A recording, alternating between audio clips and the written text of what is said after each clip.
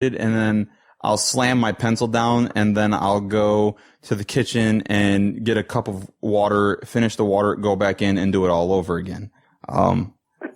And sometimes it's hard for me to determine like whether or not, okay, dude, you're done for the night. And sometimes that actually can pose a problem. There's something wrong in the internet, but no, this time it's just me. Yeah. I can't understand this particular logic problem, which I'm still have been rehearsing in the back of my mind and still can't even parse what the question was.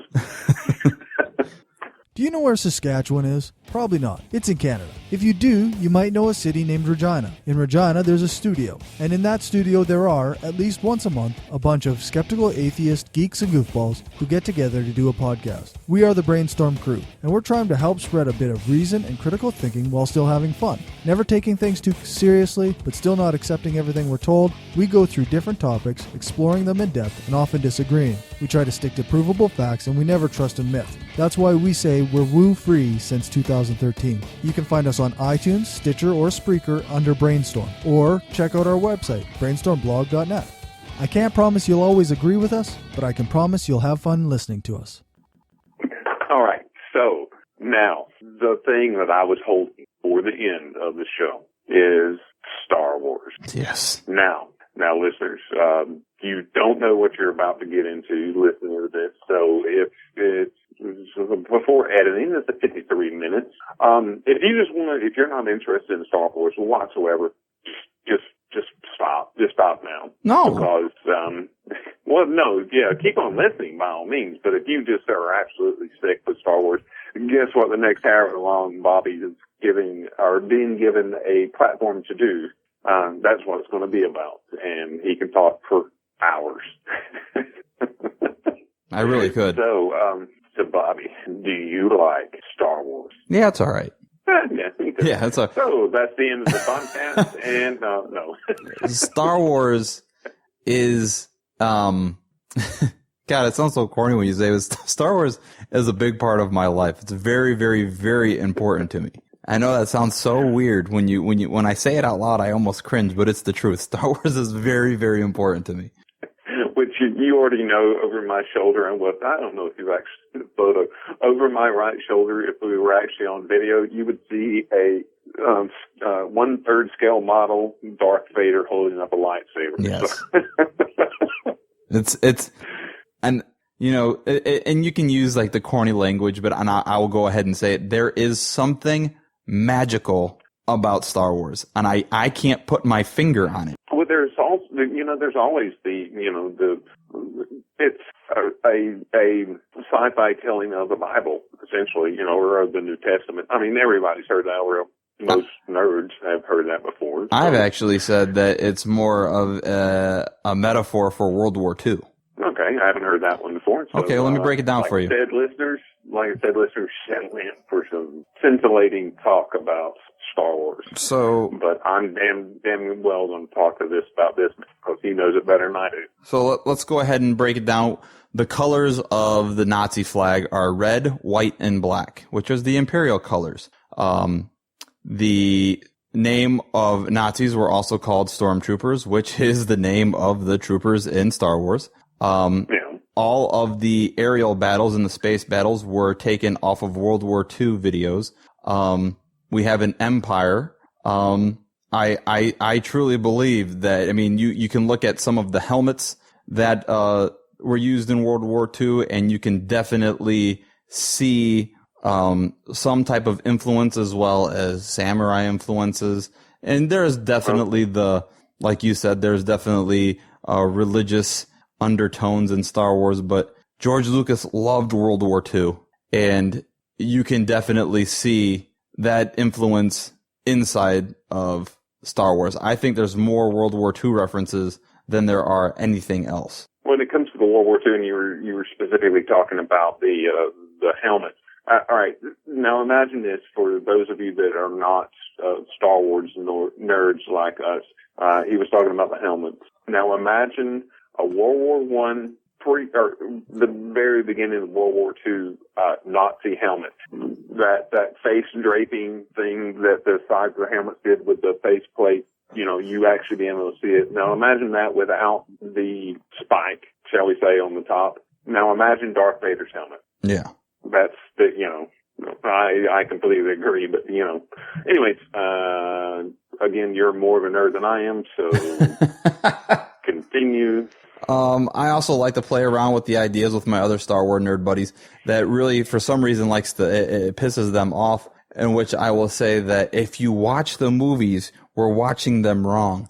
The rebels are actually the bad guys, and in the end, they are. They're terrorists. Yeah, they are. I mean, they absolutely are. I mean, they don't like the way that the government is set up, and the government is what's governing the galaxy.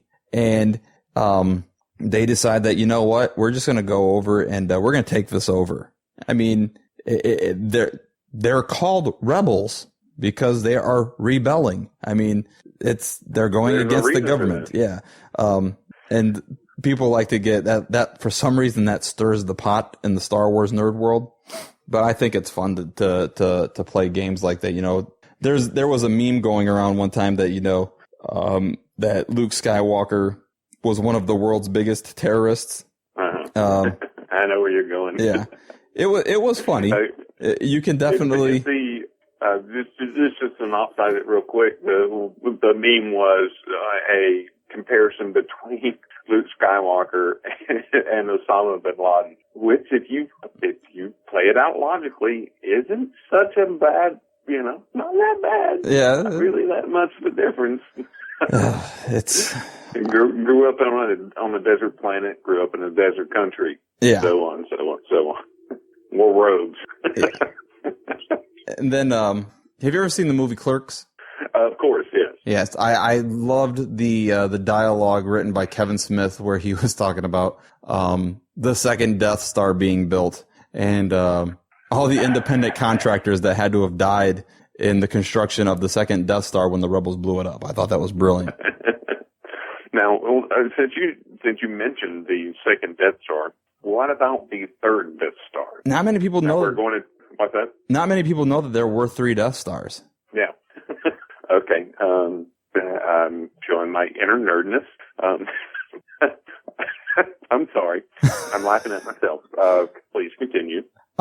There were 3 Death Stars, if you didn't know. That's about where we can leave it. Yeah, okay. All right. So, if we haven't lost enough listeners by now, talking about the first, 4 through, it's hard to reconcile them in my mind. It's not the first 3, it's the first 6, 4, 5, and 6. Mm-hmm. And then we went through those that shall not be named. Then we came to the latest Star Wars, The Force Awakens. Yes. Now, I know I've only seen it twice. Mm-hmm. I've only seen it 5. Yeah, I know. That's the reason why I'm bringing it up. Oh. All right. So let's touch on the newest version of the Star Wars franchise, which would be, again, Star Wars: The Force Awakens. So you said you watched it 5 times. Do you really like this movie? I love this movie, and it's funny because when I first saw it, the very first night when I saw it on the 17th, so the day before the premiere, I hated it. I absolutely hated it. And were you under the influence of some type of substance? Oh my God, yeah.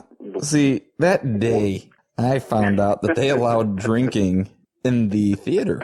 I never knew you were allowed to drink in the theater. And you don't have to just drink in the bar. You can drink anywhere in the movie theater. And so I kept getting out of line and going to get drinks and taking shots. And by the time, because we got there like 3.5 hours early, and by the time it was time to see the movie, I was completely trashed. And I remember leaning over to a friend of mine and saying, "This is fucking terrible." And the next day, I called one of my other buddies that went with me, and I said, "Dude, I'm able to get 2 tickets to like a 5:20 showing. Do you want to go?" I said, "I need to go see this movie again. I need to see if I really hated it." And I sat down and I watched it again because nobody could believe that I hated this movie. They thought I was lying. And so, me included. Yeah. I believe I even said that I preferred episode 1 over episode 7. And so I went back and I was like, I have to see if I can see the movie that everybody else has seen, because it's not a good movie. And then I walked out of the theater with the biggest in the back of my mouth. I walked out of the movie theater with the biggest smile on my face, and I said, "Okay, I saw it. It's fantastic." I went back the next day, so I was able to see it on Thursday, Friday, Saturday, and Sunday. It was my first 4 showings, and then I saw it again that next weekend. And it, in my opinion, it is one of the best Star Wars movies ever done. Now, there are plenty of people out there that say the difference thing from that, which, excuse me, there are plenty of people out there that say that it's old hat, that it's the same thing as, 6 was. And 6 is my absolute favorite Star Wars. And guess what? 6 is mine too. And yes, sure, it fit the same pattern as 6. I don't give a shit. That was a freaking awesome Star Wars movie. This is the Star Wars movie that I've been waiting for forever. And Yes. I'm actually older than you are, so I actually remember watching it younger than what you have and watched it more times. Yes. So, oh my goodness, this really is the next Star Wars movie to me. Mm-hmm. Yeah. It's a phenomenal piece of work that J.J. Abrams did. I don't understand the whole idea that it's a retelling of. I mean, every Star Wars is basically the same story. It's the same setup. You got the rebels, and they're going to destroy something really big. I don't give a crap. It could be the exact same story. It is the same exact same story. That's what Star Wars is. It doesn't bother me. Yeah. If they took these same people with the same writers and tried to remake the original, literally the original trilogy, I actually would venture to say I'm comfortable with that, because these people get it. The director got it. I was excited.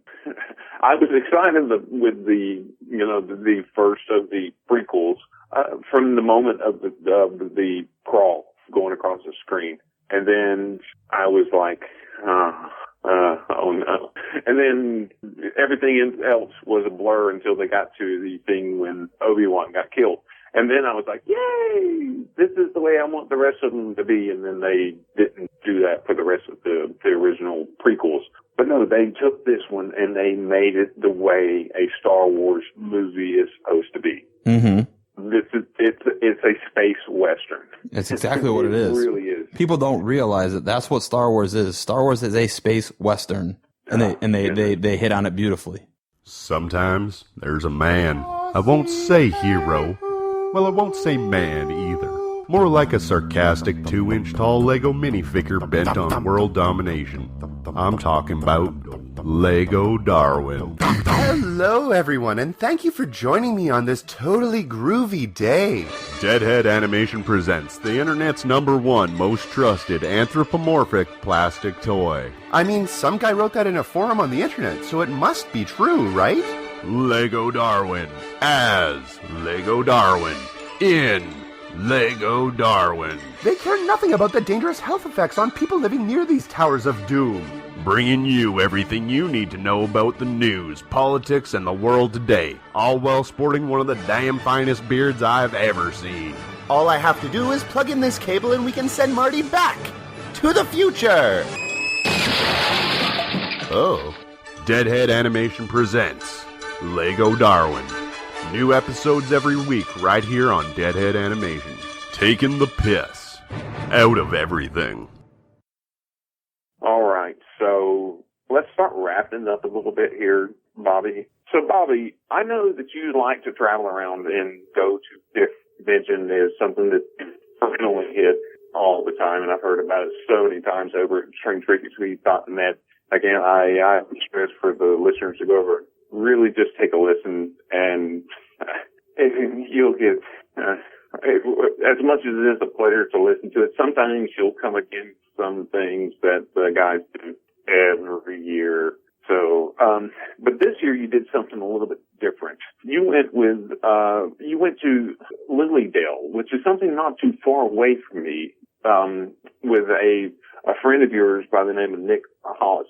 Yes. And something happened